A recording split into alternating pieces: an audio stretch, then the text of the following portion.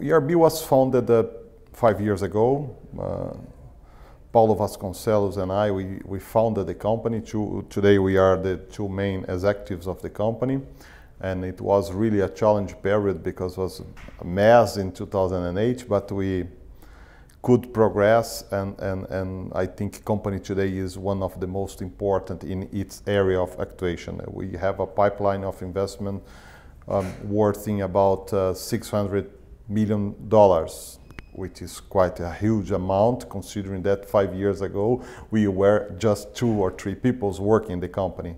And the main success of ERB is that we model to focus in supplying good solutions for our customers, basically industrial customers who need steam and power. So our proposal is to generate steam and power from biomass, which means that we are talking about renewable energy, replacing fossil fuels, basically natural gas or fuel oil, depends on the situation the customer is using that moment. And the main issue, 2 main issues from the company is the fact that we are not dependent of any subsidies or any kind of help. Or it means that our economics are very good for us and for the customers. As well as we have an integrated model. It means that we can take care since the plantation, crop cares, harvesting, till the industrial facility, the investments, and the operation of an industrial facility. So we can give a complete turnkey solution for our customers. Because we need to add value to our business, we are also focused on the chemical and petrochemical sector, which are very demanding in terms of standards and safety operation and all those issues.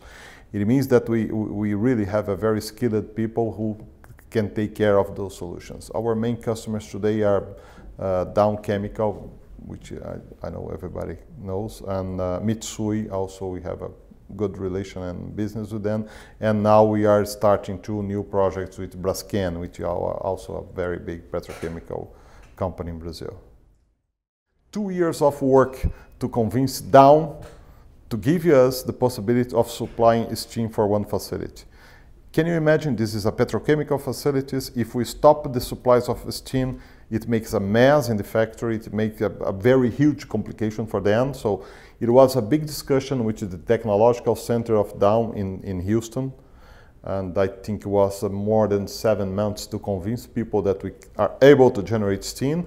And the other question was to convince them that we are also able to produce the fuel. Because did you remember that I said we are integrated, so we take care of our fuel and we take care of our industrial operation. It means that the company must have those 2 skills very strongly developed to guarantee to customers that we are able to supply a solution.